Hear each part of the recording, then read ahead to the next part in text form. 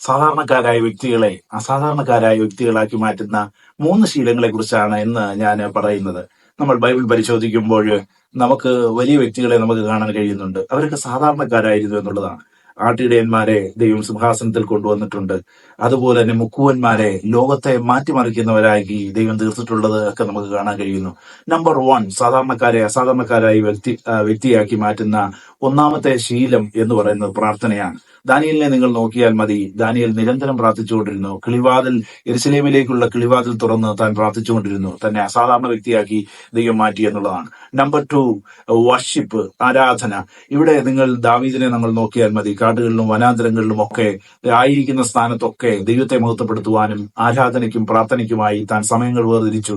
സാധാരണ ഒരു ആട്ടിടയനായ മനുഷ്യനെ ദൈവം രാജാവാക്കി സിംഹാസനത്തിലേക്ക് കൊണ്ടുവരുന്നത് നമുക്ക് കാണാൻ കഴിയുന്നു. നമ്പർ 3, ഫെയ്ത്ത്ഫുൾനെസ്, വിശ്വസ്തത. നിങ്ങൾ യോസഫിനെ നിങ്ങൾ നോക്കിയാൽ മതി. യോസഫ് ഒരു സാധാരണക്കാരനായ വ്യക്തിയാണ്. താൻ കാരാഗൃഹത്തിൽ കിടന്നിട്ടുണ്ട്, താൻ പൊട്ടക്കിണറ്റിൽ വീണിട്ടുണ്ട്. എങ്കിലും അവിടെയൊക്കെ വിശ്വസ്തയോട് ദൈവത്തിന് വേണ്ടി നിന്നു, വിശ്വസ്തയോട് ദൈവത്തെ സേവിച്ചു. ദൈവം തന്നെ ഉയർത്തി എന്നുള്ളതാണ്. നിങ്ങൾ സാധാരണക്കാരാണോ? നിങ്ങളെ അസാധാരണ സംഗതികളിലേക്ക് ദൈവത്തിന് കൊണ്ടുവരാൻ കഴിയും എന്നുള്ളതാണ്.